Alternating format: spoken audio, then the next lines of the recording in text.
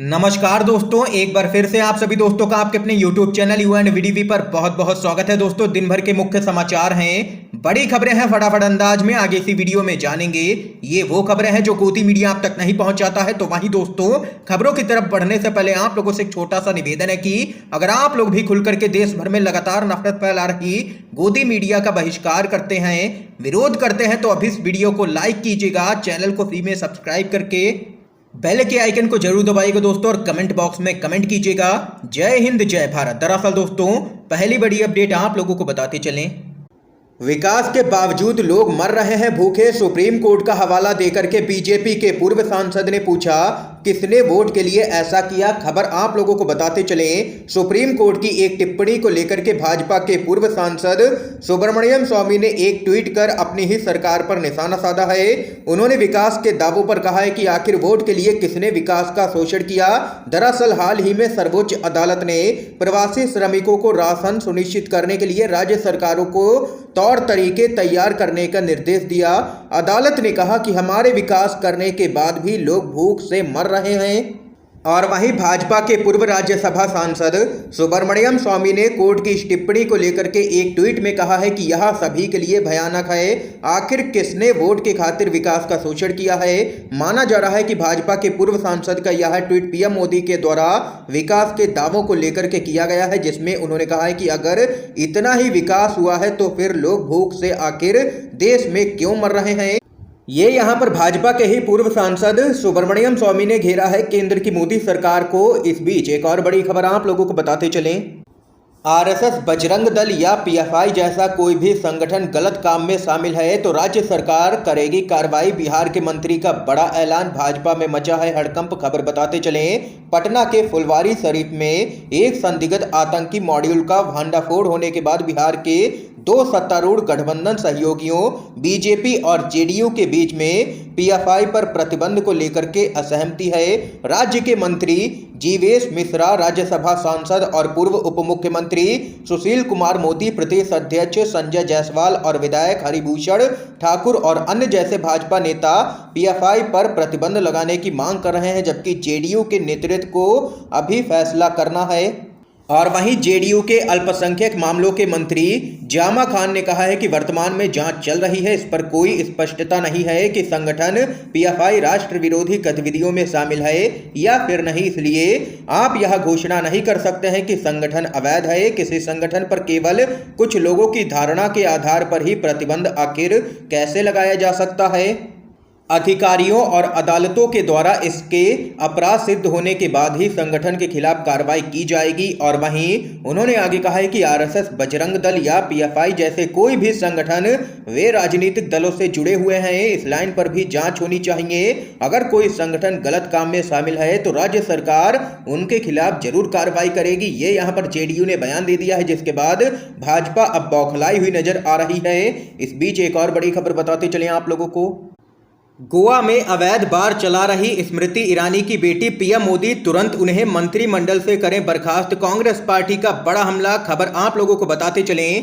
Congress party ने मांग की है कि प्रधानमंत्री नरेंद्र मोदी को केंद्रीय मंत्री स्मृति ईरानी को तुरंत बर्खास्त करना चाहिए। कांग्रेस ने आरोप लगाया है कि उनकी बेटी गोवा में एक अवैध बार चला रही है। और वहीं आप लोगों को आगे बताते चलें, यह देखते हुए कि यह एक बहुत ही गंभीर मुद्दा है, कांग्रेस ने बार को दिए गए कारण बताओ नोटिस की एक प्रति भी साझा की है और कहा है कि नोटिस देने वाले आबकारी अधिकारी का कथित तौर पर अधिकारियों के दबाव के बाद तबादला भी किया जा रहा है। कांग्रेस के प्रवक्ता पवन खेड़ा ने कहा है कि ईरानी के परिवार के खिलाफ भ्रष्टाचार के गंभीर आरोप हैं और उनकी बेटी गोवा में कथित तौर पर एक रेस्टोरेंट चला रही है, जिसमें एक बार फर्जी लाइसेंस पर काम कर रहा है। और इसके साथ ही गोवा में अवैध बार चला रही स्मृति ईरानी की बेटी के मुद्दे पर यहां पर कांग्रेस पार्टी ने मांग की है कि पीएम मोदी तत्काल प्रभाव से कैबिनेट से तुरंत यहां पर बर्खास्त करें स्मृति ईरानी को। इस बीच एक और बड़ी खबर बताते चलें। शिवसेना के नेता आदित्य ठाकरे का बड़ा दावा, कहा जल्द ही गिर जाएगी एकनाथ शिंदे की सरकार और महाराष्ट्र में होंगे मध्य अवधि के चुनाव। खबर आप लोगों को बताते चले, शिवसेना के नेता आदित्य ठाकरे ने दावा किया है कि एकनाथ शिंदे के नेतृत्व वाली सरकार जल्द ही गिर जाएगी और यह 6 महीने भी पूरे नहीं कर पाएगी सरकार। और वहीं अब महाराष्ट्र में जल्द ही मध्य अवधि चुनाव देखने को मिलेंगे। बताते चले आप लोगों को, शिव संवाद यात्रा अभियान के दौरान यहां पर पार्टी कार्यकर्ताओं की एक सभा को संबोधित करते हुए उन्होंने यह भी कहा है कि शिवसेना के बागी विधायकों ने उनके पिता उद्धव ठाकरे को धोखा दिया है। जब वह अस्वस्थ थे, उनके खिलाफ एक बड़ी साजिश रची गई। इतना ही नहीं, पूर्व मंत्री आदित्य ठाकरे ने आगे कहा है कि मेरे शब्दों पर ध्यान दें, यह सरकार जल्द ही गिर जाएगी और महाराष्ट्र को मध्य अवधि चुनाव का सामना करना पड़ेगा। इसके साथ ही आदित्य ठाकरे ने बागी विधायकों को यहां पर देशद्रोही भी बताया है। इस बीच एक और अपडेट की तरफ चलते हैं।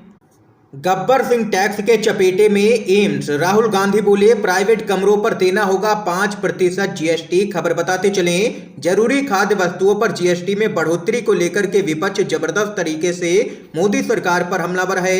विपक्षी नेता संसद से लेकर के सड़क तक इस मुद्दे पर हंगामा कर रहे हैं और विरोध प्रदर्शन कर रहे हैं। इन सबके बीच में राहुल गांधी ने भी इस मुद्दे को जोर शोर से उठाया है और एक बार फिर से इस मुद्दे को लेकर के राहुल गांधी ने एक ट्वीट किया है।